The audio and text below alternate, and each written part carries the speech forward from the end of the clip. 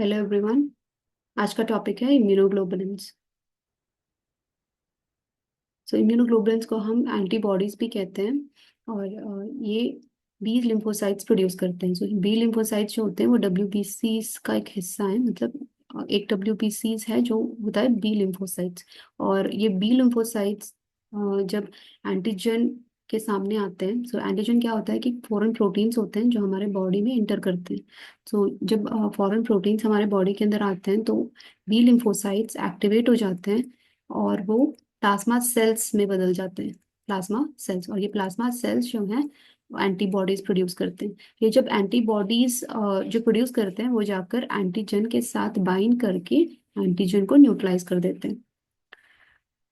ये जो एंटीबॉडीज और जो इम्यूनोग्लोबुलिन्स हैं वो ह्यूमोरल इम्यूनिटी का एक हिस्सा है।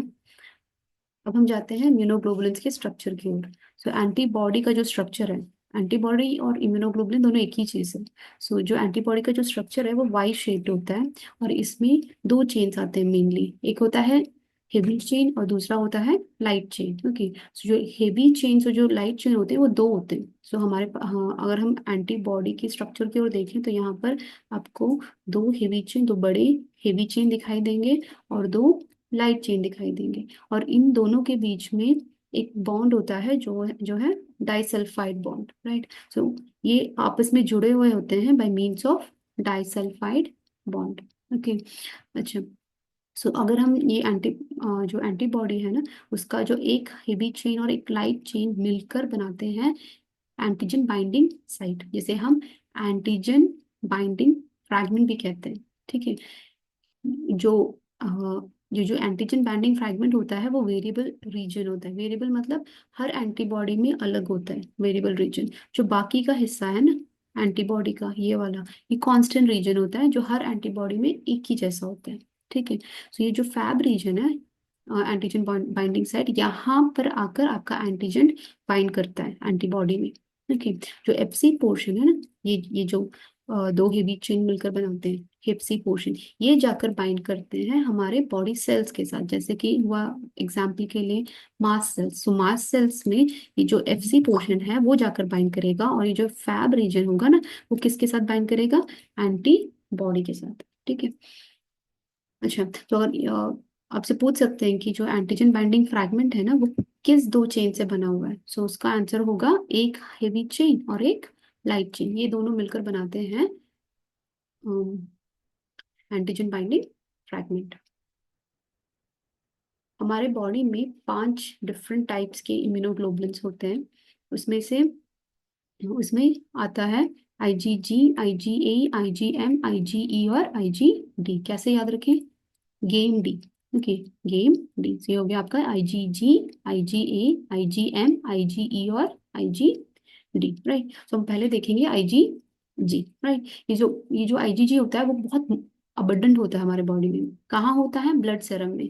सो हमारे सेरम में सबसे ज्यादा जो एंटीबॉडी है वो है आईजीजी, राइट। कितना है? 80%, 80%। ओके। नो, जब हमारे बॉडी में एक इन्फेक्शन होता है, जैसे कि मान लो कि कोई बैक्टीरिया आ गया आपके बॉडी में, ठीक है, तो उसके अगेंस्ट ना आपकी बॉडी क्या करेगी? इसमें एंटीजन है ना, फॉरेन प्रोटीन है। सो उसके अगेंस्ट हमारी बॉडी क्या करेगी कि एंटीबॉडीज प्रोड्यूस करेगी। तो जो पहला एंटीबॉडी बॉडी प्रोड्यूस करती है वो है आईजीएम। कौन सा होता है? आईजीएम होता है। सो आईजीएम की स्पेशलिटी यह है कि आईजीएम ना जल्दी मतलब बढ़ जाता है बॉडी में, राइट। उसकी जो क्वांटिटी होती है वो जल्दी बढ़ जाती है और जल्दी ही वो क्या हो जाता है, उसका कॉन्सेंट्रेशन डिक्लाइन भी कर जाता है। ठीक है। तो आपका अगर मतलब बॉडी में आईजीएम ज्यादा है, इसका मतलब ये हुआ कि आपको कोई रीसेंट इन्फेक्शन है। क्योंकि जब इन्फेक्शन होता है तो सबसे पहला एंटीबॉडी जो हमारे बॉडी में बनता है वो आईजीएम होता है ना। तो अगर आपका कोई रीसेंट इन्फेक्शन है तो आपका मतलब आईजीएम का लेवल ज्यादा होगा। ठीक है। लेकिन जो आईजीजी होता है ना उसको बढ़ने में टाइम लगता है। ठीक है। तो आईजीई बढ़ता धीरे है लेकिन बहुत ज्यादा देर तक बॉडी में रहता है। तो अगर आप कोई क्रॉनिक इन्फेक्शन को मतलब डिटेक्ट करना चाहते हो तो आप आईजीजी करोगे, क्योंकि वो आपके बॉडी में क्या रहेगा, काफी टाइम तक रहेगा। ठीक है। तो अगर हमारी आईजीजी लेवल ज्यादा है तो उसका मतलब है कि हमें कौन सी टाइप ऑफ इन्फेक्शन है? Chronic infection. लेकिन हमारा अगर आईजीएम ज्यादा है तो उसका मतलब हुआ कि हमें कोई रिसेंट इन्फेक्शन हुआ है, मतलब इन्फेक्शन जो है वो अभी मतलब थोड़े टाइम पहले हुआ है। ओके, सो आपको जो आईजीजी देगा व्हाट टाइप ऑफ इम्यूनिटी देगा, लॉन्ग टर्म इम्यूनिटी देगा। ओके, और अगर उसका लेवल ज्यादा है तो उसका मतलब ये हुआ कि आपको क्रॉनिक इन्फेक्शन है, राइट। सो इन्फेक्शन के बाद भी आईजीजी की लेवल बढ़ सकती है, और वैक्सीनेशन के बाद भी। ठीक है, वैक्सीनेशन में भी हम वही करते हैं ना कि एंटीजन को अपने बॉडी में मतलब इंसर्ट करते हैं, तो बॉडी एंटीबॉडीज प्रोड्यूस करती है। ठीक है, सो दूसरी बात ये है कि जब एक लेडी प्रेग्नेंट होती है ना, तो उसके प्लासेंटा थ्रू बेबी तक जो एंटीबॉडी पहुंचता है वो होता है आईजीजी। देखिए, IgG, so IgG can cross placenta. Okay, और वो व्हाट टाइप ऑफ इम्यूनिटी देती है बेबी को, पैसिव इम्यूनिटी। इम्यूनिटी जो है वो दो टाइप की होती है इम्यूनिटी, एक होती है एक्टिव इम्यूनिटी, दूसरी होती है पैसिव इम्यूनिटी। ठीक है, सो पैसिव इम्यूनिटी में क्या होता है ना कि हमारी बॉडी एंटीबॉडीज प्रोड्यूस नहीं करती, वो हमें बाहर से मिलता है। तो यहाँ पर बेबी जो है वो एंटीबॉडी प्रोड्यूस नहीं कर रहा है, उसे उसकी माँ से मिल रहा है ना, उसकी मदर उसको प्रोवाइड कर रही है, तो वो हो गया पैसिव इम्यूनिटी। लेकिन अगर आपकी खुद की बॉडी, मतलब अगर आपको कोई इन्फेक्शन होता है और आपकी खुद की बॉडी इम्यूनिटी दे रही है आपको एंटीबॉडी प्रोडक्शन के थ्रू, तो वो हो जाता है एक्टिव इम्यूनिटी। तो यहाँ पर क्योंकि माँ दे रही है बच्चे को, बच्चे के लिए क्या हुआ, पैसिव इम्यूनिटी हुई ना। ओके, सो हो गया सेकंड, राइट। सो आप कैसे याद रखोगे, गेस्टेशन से। सी, आईजीजी होता है, जी जी से गेस्टेशन, हम बोलते हैं ना गेस्टेशनल डायबिटीज। तो गेस्टेशनल डायबिटीज में क्या होता है, प्रेगनेंसी के टाइम जो डायबिटीज होता है उसे कहते हैं गेस्टेशनल डायबिटीज। वैसे ही आईजीजी आपको याद रखना है कि ये क्या करेगी, प्लासेंटा के थ्रू बच्चे तक पहुंचेगी, राइट। तो नेक्स्ट होता है ऑप्सनाइजेशन। सो एंटीबॉडी इन्वॉल्व इन ऑप्सनाइजेशन कौन सा है, वो होगा आईजीजी। ये ऑप्सनाइजेशन क्या होता है, जैसे हम ब्रेड में जैम लगाते हैं ना टेस्टी बनाने के लिए, उसी तरह जब बैक्टीरिया हमारे अंदर आता है तो उसे डिटेक्ट करना और उसे फैगोसाइटोस करना, मतलब उसे खा लेना, मैक्रोफेजेस के लिए ज्यादा आसान नहीं होता। ठीक है, टी लिम्फोसाइट्स जो होते हैं, सॉरी जो बी लिम्फोसाइट्स होते हैं, वो मतलब एंटीजन को देख के समझ जाते हैं, लेकिन जो मैक्रोफेजेस है उनके लिए आसान नहीं होता। तो उनका काम आसान करना किसका काम है, आईजीजी का काम है। तो वो क्या करते हैं कि एंटीजन बाइंडिंग फ्रैगमेंट होता है ना, वो जाकर इसके एंटीजन में जाकर बाइंड कर जाता है। तो अब उन्होंने क्या कर दिया है कि उसके चारों ओर एक जैम सा लगा दिया है ना, बैक्टीरिया के चारों ओर। ना ना ना, अब क्या होगा कि जो मैक्रोफेज है ना, वो क्या करेगा, जो जिसका एफसी रीजन है ना उसमें जाके बाइंड कर लेगा।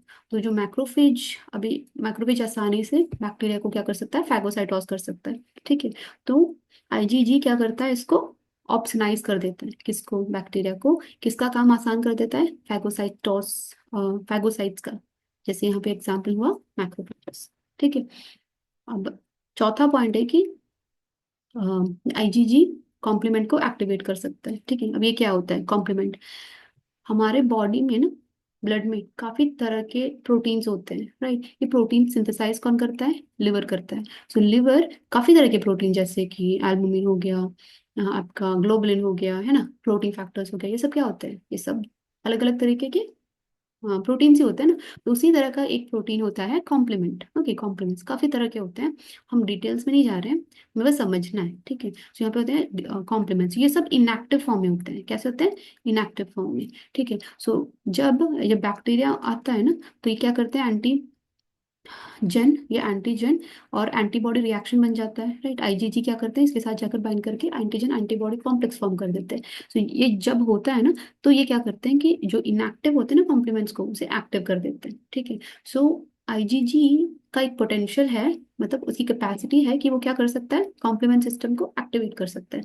अगर ये कॉम्प्लीमेंट सिस्टम एक्टिवेट हो गया तो वो क्या करेगा, बैक्टीरिया में जाके होल्स बनाएगा और उसे मार देगा। ठीक है ना, सो आईजीजी क्या कर सकता है, कॉम्प्लीमेंट सिस्टम को एक्टिवेट कर सकता है। लेकिन अगर आपसे कोई पूछ ले कि एग्जाम में सपोज कि कौन सा एंटीबॉडी कॉम्प्लीमेंट सिस्टम को एक्टिवेट करता है, ठीक है, और अगर उसमें दो ऑप्शंस हैं जिसमें एक है आईजीजी और दूसरा है आईजीएम, ठीक है, ये दोनों कर सकते हैं कॉम्प्लीमेंट सिस्टम को एक्टिवेट, और इसमें मोस्ट पोटेंट एक्टिवेटर होगा आईजीएम। ठीक है, सो जो आईजीएम जो है वो होगा क्या, मोस्ट पोटेंट एक्टिवेटर। ठीक है, अगर दोनों आगे ऑप्शन में तो आपको चूज करना है आईजीएम, अगर आईजीएम नहीं है तो आंसर होगा आईजी जी। कैसे याद रखें, most potent, m for most potent, कौन हुआ, आईजीएम वन। तो आईजीएम होगा most potent activator of complement system, कोई और कर सकता है? हाँ कर सकता है। कौन कर सकता है? आईजी जी। अगला है आईजी ए। ओके, इसे हम म्यूकोसल इम्यूनिटी भी कहते हैं, क्योंकि म्यूकोसल सिक्रीशंस में सबसे ज्यादा कौन आता है? आईजी ए आता है। ठीक है। आपको कहाँ कहाँ म्यूकोसा दिखाई देगा? आपके मुंह में होगा, है ना, उसके बाद आपके रेस्पिरेटरी ट्रैक्ट में होगा, जीआईटी में होगा, और वहां पे जो सिक्रीशंस होते हैं उसमें क्या होगा? आईजी ए होगा। राइट। सो ये म्यूकोसल सिक्रीशंस में सबसे ज्यादा दिखाई देते हैं, और ये आपके फर्स्ट लाइन डिफेंस प्रोवाइड करते हैं आपको। What type of immunity provide करते हैं? First line. फर्स्ट लाइन का मतलब होता है जैसे कि मतलब पहला पहला बार वही करते हैं। तो हमारे मुंह में अगर हमने कुछ खाया होगा और उसमें अगर कोई बैक्टीरिया होगा तो हमारे सलाइवा में क्या प्रेजेंट है? आईजीए प्रेजेंट है ना, वो जाएगा नीचे। राइट।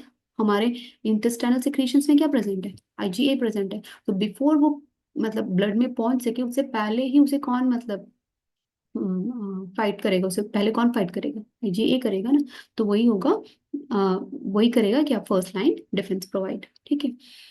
अब हो गया first point. Now second point ये है कि ये हमारे ब्रेस्ट ब्रेस्ट मिल्क में भी होता है। सो मदर्स जब उनका जो पहला मिल्क है उसे हम कहते हैं कोलेस्ट्रम। राइट। पहला मिल्क जो आता है ब्रेस्ट से उसे हम कहते हैं कोलेस्ट्रम। सो कोलेस्ट्रम में बड़ी ज्यादा मात्रा में आपको आईजीए दिखाई देगा। ठीक है।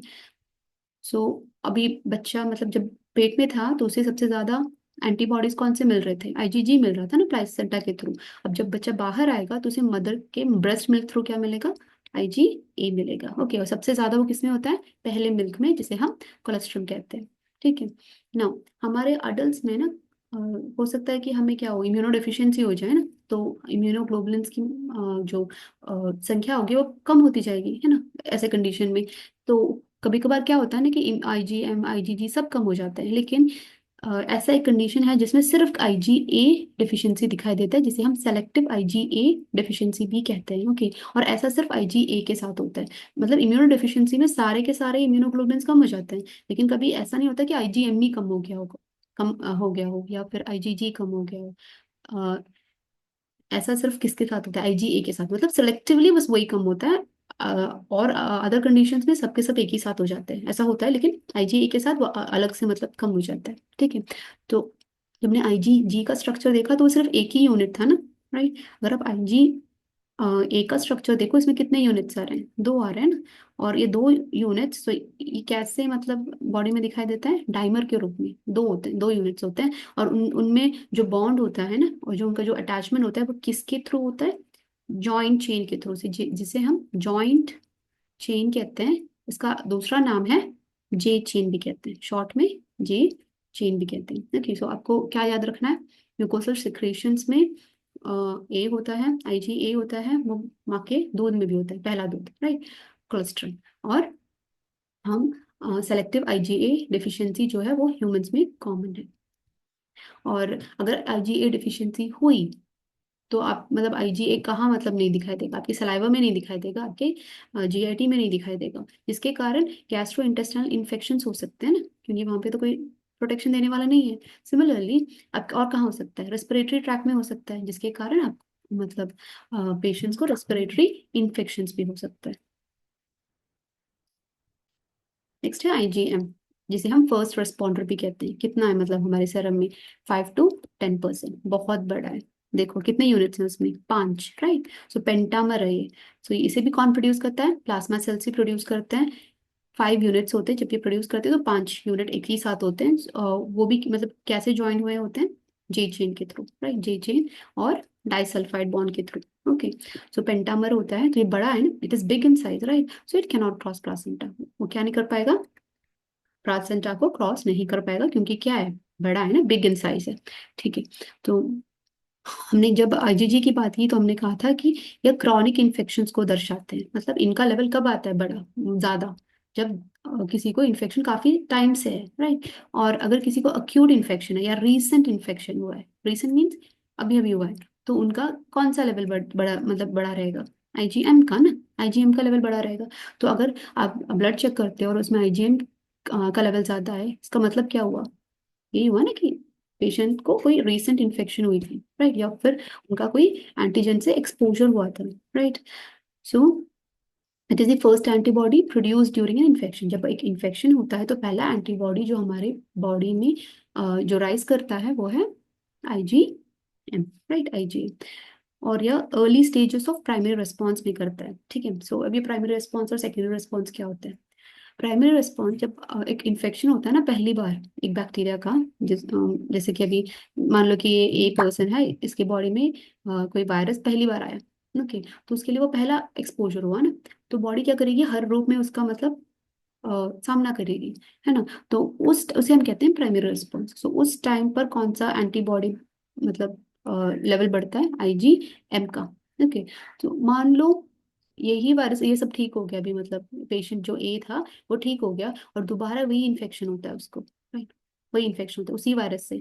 अब तो बॉडी को मतलब दोबारा आईजीएम प्रोड्यूस करने की जरूरत नहीं पड़ेगी ना, वो कौन से एंटीबॉडीज प्रोड्यूस करेगा, IgG. So primary exposure, primary response में आईजीएम आता है, सेकेंडरी में कौन आता है, आईजीजी आता है, इंपॉर्टेंट है, ठीक है, आईजीजी आता है। ना हमारे बॉडी में जब हम बच्चे थे और मामा मामा के वूम्ब में थे, है ना, पेट में थे, तब आईजीजी मिलता था हमें, जब हम पैदा हुए तो हमें वहां से दूध में क्या मिला, आईजी ए मिला ना, आईजीए मिला ना। हमारी बॉडी पहली बार क्या प्रोड्यूस करती है, वो होता है आईजीए, राइट। सो हमारी खुद की बॉडी जो एंटीबॉडी प्रोड्यूस करती है ना, वो होता है आईजीएम, राइट। सो हमें इसे कहते हैं first antibody formed in life, right. So इसे पैदा होने की जरूरत नहीं है, उससे पहले ही फीटस, जब हम फीटस थे तभी हमारी बॉडी क्या करती है, आईजीएम प्रोड्यूस कर लेती है, ठीक है ना।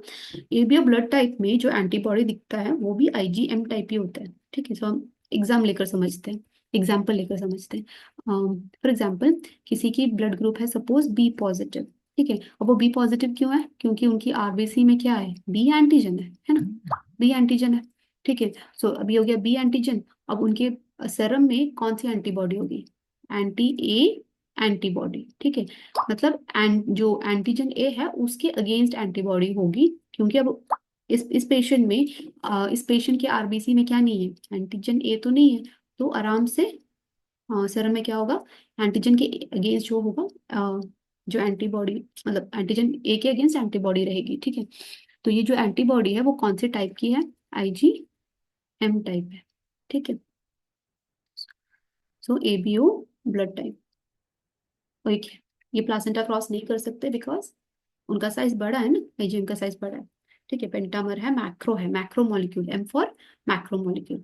और ये जो है वो स्ट्रांगली क्या करते हैं, कॉम्प्लीमेंट सिस्टम को एक्टिवेट करते हैं। क्यों करते हैं, अगर आप आईजीजी लो तो वहां पे मतलब कितने एंटीजन बाइंडिंग साइट्स हैं, फैब रीजन है, एंटीजन बाइंडिंग फैब दो ही हुए ना, राइट। लेकिन आप अगर आईजीएम की बात करो तो कितने हैं, एक दो तीन चार, कितने पूरे, पूरे आपको 10 मिलेंगे, है ना। तो अब ये कितने हो गए पूरे, 10, राइट। सो कौन स्ट्रांगली मतलब एक्टिवेट कर सकता है, ऑफकोर्स आईजीएम करेगा ना। तो इसीलिए आईजीजी की तुलना में आईजीएम जो है वो थोड़ा और स्ट्रांग है, ठीक है। तो हमने क्या समझा यहाँ पर, आईजीएम है वो बड़ा है, मैक्रो है, इसलिए can not cross placenta, right.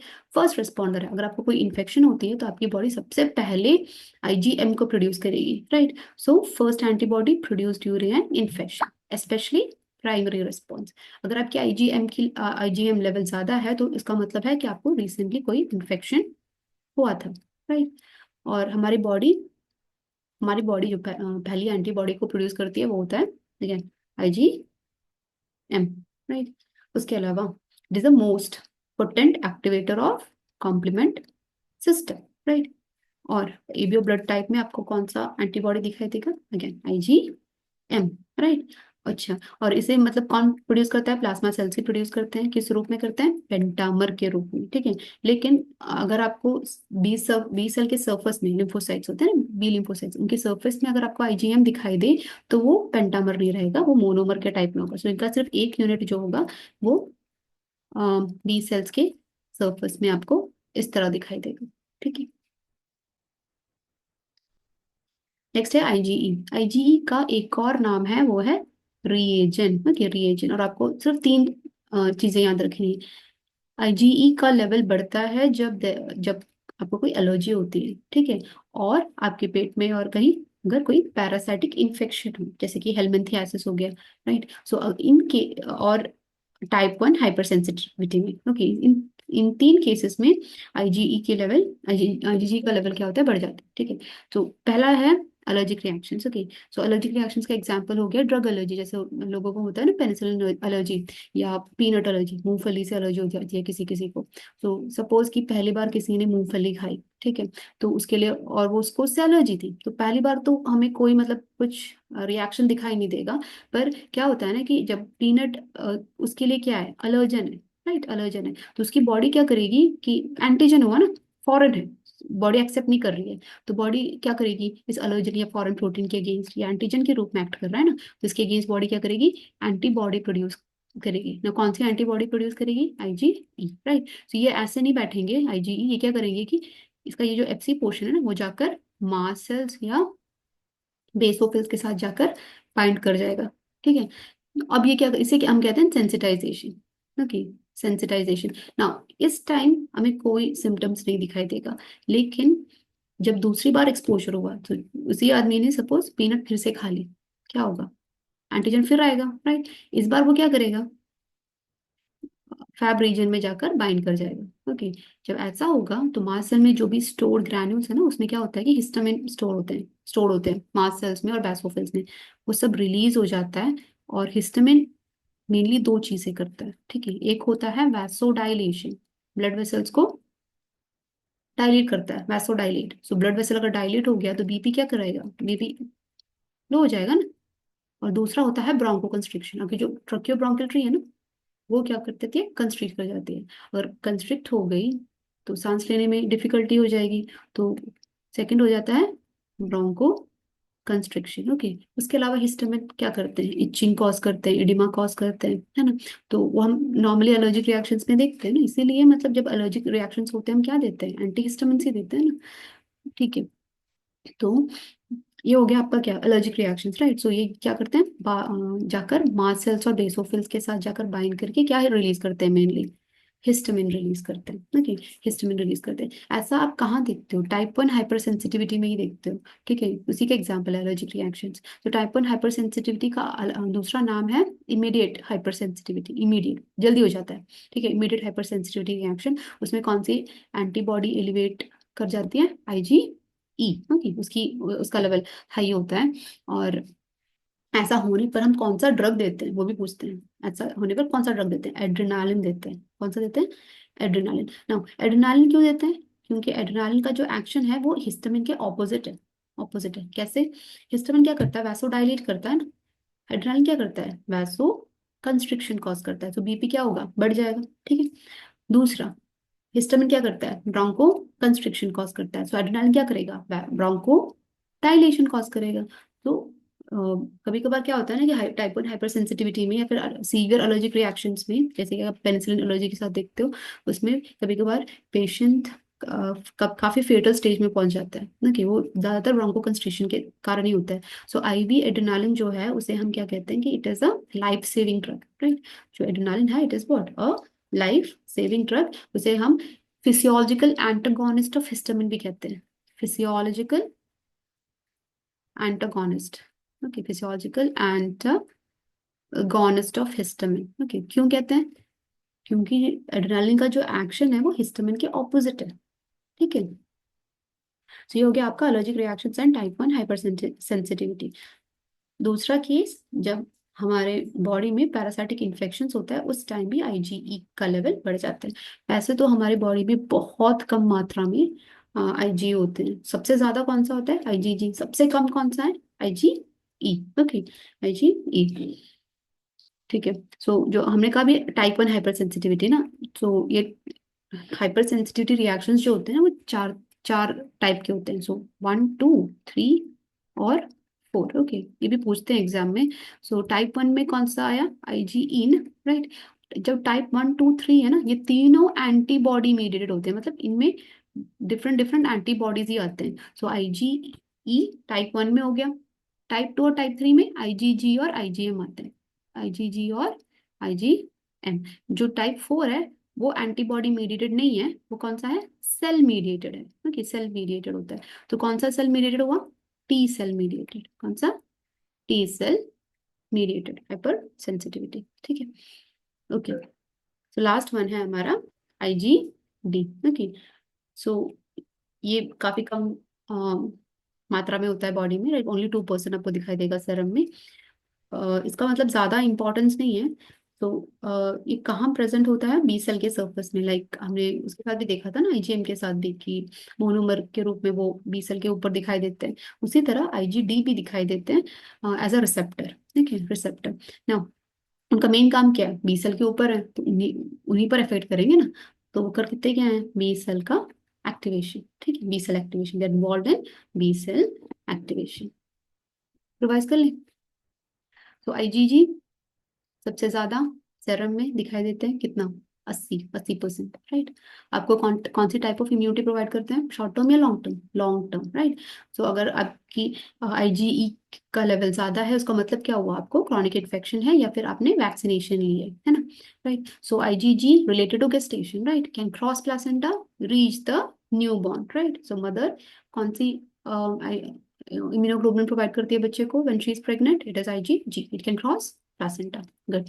उसके बाद आईजीजी क्या कर सकता है, ऑप्सोनाइजेशन भी कॉज कर सकता है, राइट, जिससे वो क्या एनहांस करता है, फैगोसाइटोसिस ना, मैक्रोफेजेस आराम से आकर किसको खा सकते हैं, बैक्टीरिया को खा सकते हैं, राइट, अगर आईजीजी ने उसको जाकर मतलब पूरी तरह से घेर लिया तो, है ना।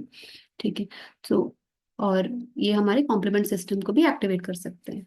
ठीक है। तो कॉम्प्लीमेंट सिस्टम को सबसे ज्यादा एक्टिवेट कौन करता है, मोस्ट पोटेंट एक्टिवेटर कौन है, आईजीएम है, राइट, आईजीएम है मोस्ट पोटेंट एक्टिवेटर। लेकिन आईजीजी भी कर सकते हैं। ठीक है ना। आईजीए, आईजीए आपको सबसे ज्यादा कहाँ दिखाई देगा, म्यूकोसल सेक्रेशंस में, जैसे कि हो गया saliva, tracheobronchial tree, respiratory secretions. फिर आपके गैस्ट्रोइंटेस्टाइनल सेक्रेशंस में, टीयर में, राइट, ब्रेस्ट मिल्क में भी दिखाई देता है। सो बच्चे को, न्यूबॉर्न बेबी को immunity, passive immunity breast milk ही प्रोवाइड करती है, उसमें सबसे ज्यादा आपको क्या दिखाई देगा, आईजी ए दिखाई देगा, राइट। तो सबसे ज्यादा किस टाइप मिल्क में है, जो इनिशियली प्रोड्यूस होता है, कोलेस्ट्रॉल से कहते हैं ना, पहला मिल्क, राइट। आईजीएम कैसा है, big in size, macro, right. कैसा होता है, पेंटामर, 5 यूनिट्स एक साथ दिखाई देते हैं, तो उसे पेंटामर कहेंगे। कौन प्रोड्यूस करता है, plasma cells, right, plasma sales.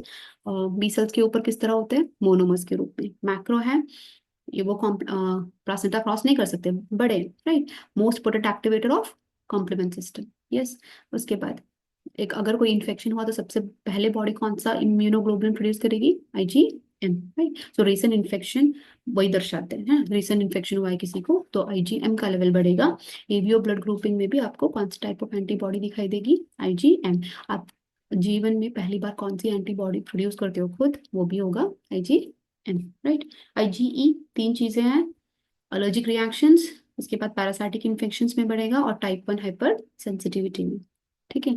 अगर किसी को टाइप 1 हाइपर सेंसिटिविटी हो गई, आईजीई की लेवल बढ़ गई और एलर्जिक रिएक्शंस है मतलब, तो कौन सा ड्रग दोगे, adrenaline, okay, adrenaline. IgD as a receptor दिखाई देगा आपको बी सेल के ऊपर, फंक्शन क्या है, बी सेल एक्टिवेशन। थोड़े क्वेश्चंस दिख लेते हैं। Okay, which of the following immunoglobulin is most abundant in human serum, आपको ह्यूमन सीरम में कौन सबसे ज्यादा कौन सा इम्यूनोग्लोबुलिन दिखाई देगा, आईजी जी। और आप चाहो तो वीडियो पॉज कर कर मतलब आंसर देना, अगर आपको देना हो तो आप ट्राई कर सकते हो। IgG. Which immunoglobulin is primarily responsible for mucosal immunity, mucosal immunity कौन सा है, आईजी ए सबसे ज्यादा म्यूकोसल सिक्रीशंस में हमें दिखाई आईजीए देता है। अगर वो नहीं है तो हमें कौन से टाइप ऑफ इन्फेक्शन ज्यादा होंगे, रेस्पिरेटरी और गैस्ट्रो इंटेस्टाइनल इन्फेक्शन। ठीक है। Which class of immunoglobulin is the first to be produced in response to an infection, अभी कोई इन्फेक्शन हुआ तो सबसे पहले बॉडी कौन सा इम्यूनोग्लोबुलिन प्रोड्यूस करेगी, आंसर है IgM. Which immunoglobulin is involve in allergic reactions, allergy हुई तो सबसे पहला इम्यूनोग्लोबुलिन कौन सा प्रोड्यूस होगा, वह सबसे ज्यादा कौन सा प्रोड्यूस होगा, आईजी ई, राइट। दूसरा नाम है रीएजेंट, राइट, कहाँ दिखाई देते हैं, seen bound to mast cells and basophils, right. Sensitization के बाद अगर फिर से आपने वही मतलब आपका एक्सपोजर हुआ उसी एलर्जन के साथ तो we will see the allergic reactions, right. क्या रिलीज होता है मेनली ग्रैन्यूल से, मास्ट सेल्स के और बेसोफिल्स के, histamine, right. Which immunoglobulin can cross the placenta and provide passive immunity to the fetus, बच्चे को, गर्भ शिशु को ना, बच्चे को प्लासेंटा के थ्रू जाकर which type of immunity is provided? No, sorry, not which type of immunity, which immunoglobulin provides passive immunity? कौन देता है? G for gestation, G for IgG. Yes. The immunoglobulin that has the highest valency, number of antigen binding sites, किसका सबसे ज्यादा है? Fab reason सबसे ज्यादा किस में दिखाई देते हैं हमें यूनिट्स? ए के साथ कितने, मतलब टोटल दो दो एंटीबॉडी ना, तो आपके कितने हुए? एक दो तीन चार, चार, राइट। ए के साथ चार, आईजीजी और आईजीई दोनों दो देंगे। एम के साथ आपके 5 यूनिट्स आते हैं ना, सो एक यूनिट में आपको दो फैब रीजन, तो टोटल 10, राइट। सो वैलेंसी उसका कितना हुआ? 10। ओके, सो सबसे ज्यादा IgM। Which immunoglobulin is mainly involved in primary immune response? Primary immune response, पहला इन्फेक्शन, पहला एंटीबॉडी जो बढ़ता है, कौन सा है? IG, IgM, right? IgM. Which of the following immunoglobulins can activate complement system most efficiently? सबसे ज्यादा अच्छी तरह से कौन complement system को activate करेगा? कौन सा immunoglobulin?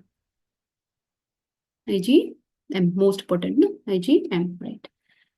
अगला, which immunoglobulin is most commonly deficient in humans?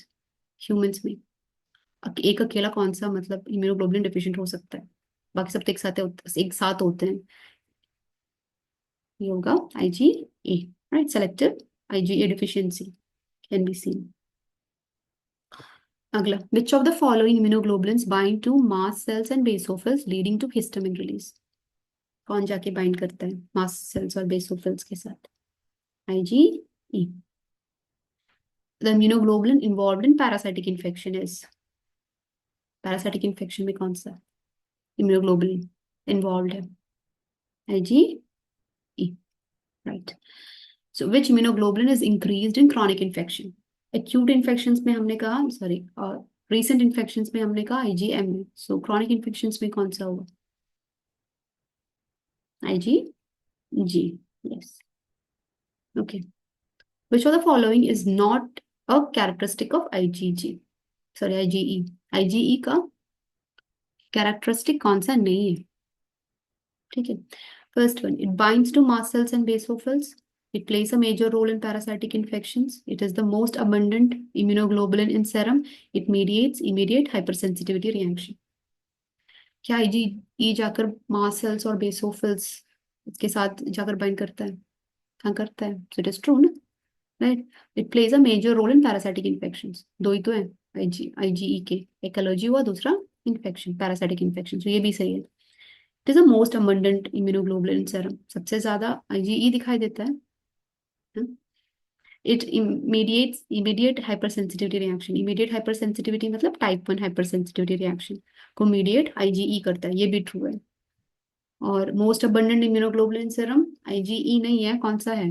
IgG है ना, IgG है, तो ये हुआ फॉल्स और बाकी सब है ट्रू, सो आंसर होगा C, right. So it is the least abundant immunoglobulin in serum.